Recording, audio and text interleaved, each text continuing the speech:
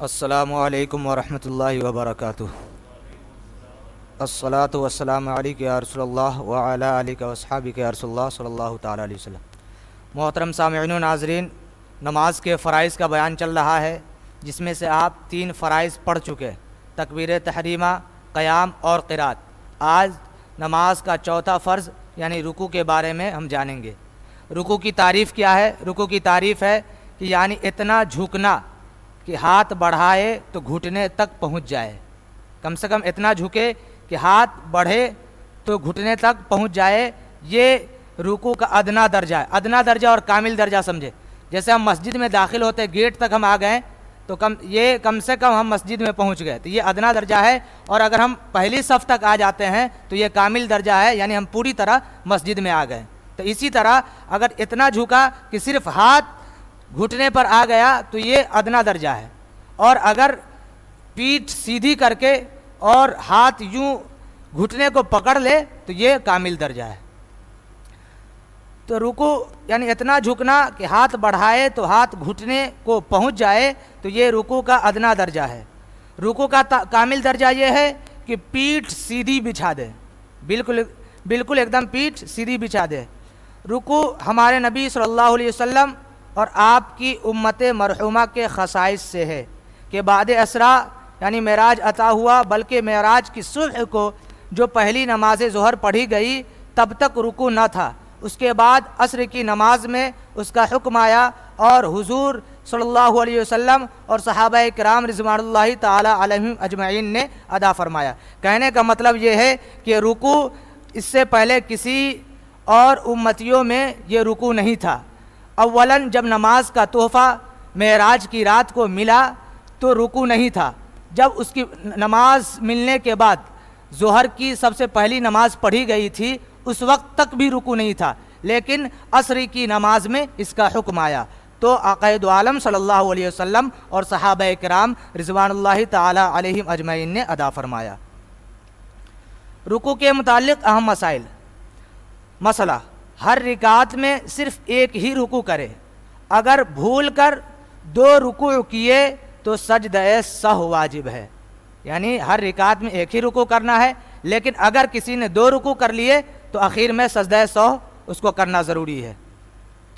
مسئلہ: رکوع میں کم از کم 1 مرتبہ سبحان اللہ کہنے کے وقت کی مقدار تک ٹھہرنا واجب ہے، یعنی رکوع میں کم از کم 1 مرتبہ سبحان اللہ کہنے کے وقت تک رکنا واجب ہے، ضروری ہے۔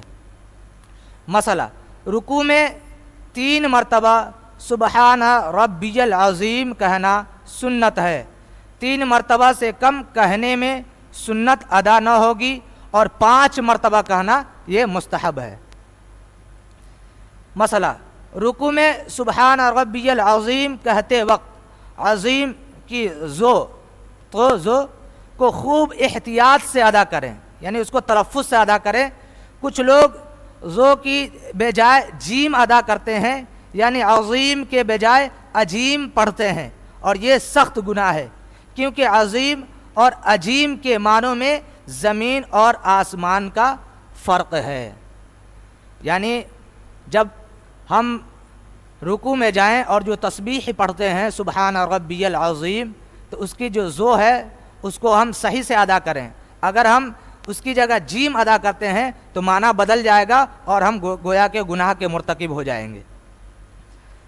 جیسے اس فرق کو سمجھیں کہ سبحان ربی العظیم، اس کا معنی ہے پاک ہے میرا رب جو بزرگ والا ہے، یعنی جو بزرگ و عظمت والا ہے، اور عظیم کے معنی بزرگ، کلا یعنی بڑے کے، عظمت والا وغیرہ ہوتے ہیں، اور عجیم کے معنی گونگا کے ہوتے ہیں۔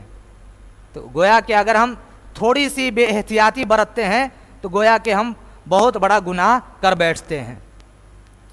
ہاں، اگر کسی کو زو کی تلفظ صحیح سے نہیں آتا ہے تو اس کے بارے میں حکم ہے۔ مسئلہ: اگر کوئی شخص حرف زو ادا نہ کر سکے تو وہ سبحان ربی العظیم کی جگہ پر سبحان ربی الکریم پڑھے۔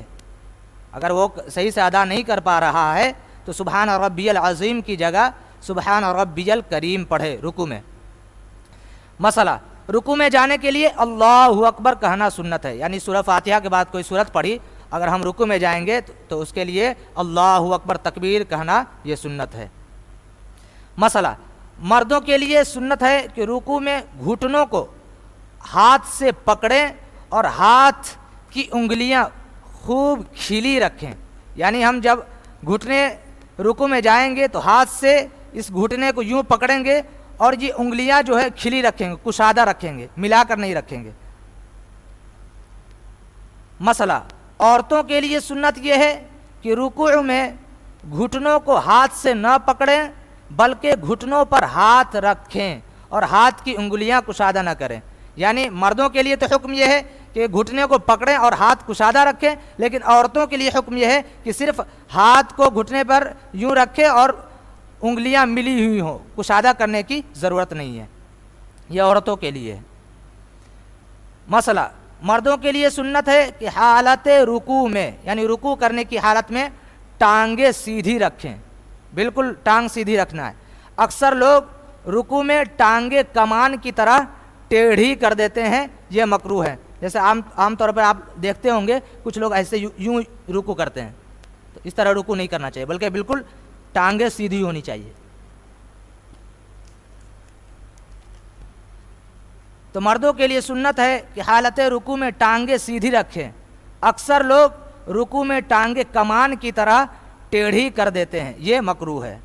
مسئلہ مردوں کے لیے سنت ہے کہ رکوع میں پیٹھ خوب بچھی ہوئی رکھیں، ایک دم بالکل بچھی ہوئی رکھیں، یہاں تک کہ اگر پانی کا پیالہ پیٹھ پر رکھ دیا جائے تو ٹھہر جائے، گرے نہ، یعنی بالکل پیٹھ یوں سیدھی ہو کہ اگر اس میں پانی کا پیالہ بھر کر رکھ دیں تو وہ پانی گرے نہ۔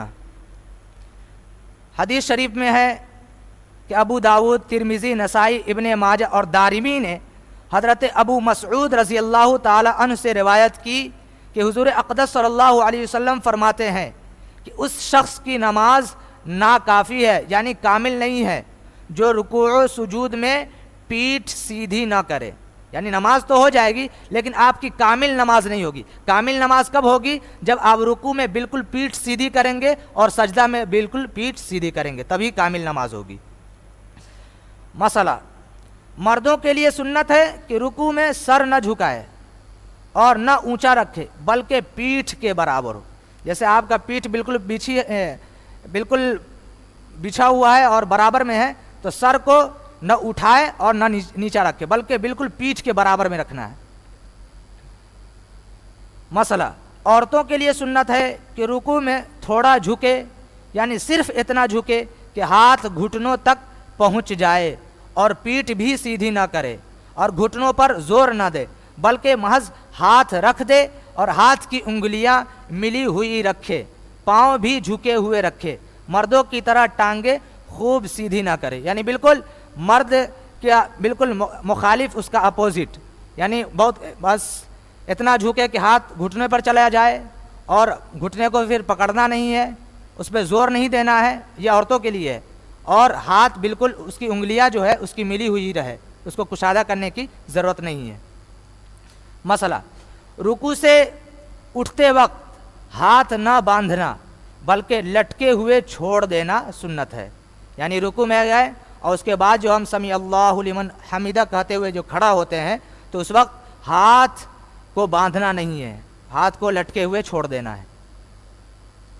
مسئلہ رکوع سے اٹھتے وقت امام کا سمیع اللہ لمن حمیدہ کہنا اور مقتدی کا اللہم ربنا ولک الحمد کہنا اور منفرد یعنی اکیلے پڑھنے والوں کے لیے دونوں کہنا سنت ہے، یعنی امام اگر نماز پڑھا رہا ہو اور رکوع سے اٹھتے وقت وہ سمیع اللہ لمن حمیدہ کہہ رہا ہے تو مقتدی کو اللہم ربنا ولک الحمد کہنا ہے، اور اگر کوئی اکیلے نماز پڑھ رہا ہے تو اس کو دونوں کہنا ہے، سمیع اللہ لمن حمیدہ اور ربنا لک الحمد، ربنا لک الحمد بھی ہے اور ربنا ولک الحمد بھی ہے۔ مسئلہ منفرد یعنی اکیلے نماز پڑھنے والا سمیع اللہ لمن حمیدہ کہتا ہوا رکوع سے اٹھے اور سیدھا کھڑا ہو کر اللہم ربنا وَلَكَ الْحَمْدُ کہے، یعنی اکیلے پڑھنے والے کی کیفیت بتا رہے ہیں کہ وہ دونوں کس طرح کہے گا۔ تو رکوع سے اٹھے گا تو رکوع سے اٹھتے وقت سمیع اللہ لمن حمدہ کہے گا، اور جب بالکل کھڑا ہو جائے تو اللہم ربنا وَلَكَ الْحَمْدُ کہے۔ محترم سامعین، آج اتنا ہی، کل انشاءاللہ اس کے آگے بیان کیا جائے گا۔ بسم اللہ الرحمن الرحیم، صلی اللہ علی النبی الأمی وآلہ صلی اللہ علیہ وسلم، صلاۃ و سلام علیک یا رسول اللہ صلی اللہ تعالی علیہ وسلم۔ یا اللہ یا رحمان الرحیم، ملک کریمہ بادشاہ، بندہ نوازہ کارساز یا ارحم الراحمین، ہم سب کے پڑھنے پڑھانے سننے سنانے کو اپنی بارگاہ مقدسہ میں قبول و مقبول عطا فرما، شریعت مطہرہ کے بتائے ہوئے راستے پر چلنے کی توفیق و رفیق عطا فرما، صحیح نماز پڑھنے کی توفیق و رفیق عطا فرما۔ ان اللہ و ملائکتہ یصلون علی النبی یا ایھا الذین آمنوا صلوا علیہ وسلموا تسلیما۔ اللهم صل علی سیدنا مولانا محمد بارک وسلم صلاۃ و سلام علیک یا رسول اللہ صلی اللہ تعالی علیہ وسلم۔ سبحان ربک رب العزۃ عما یصفون وسلام علی المرسلین۔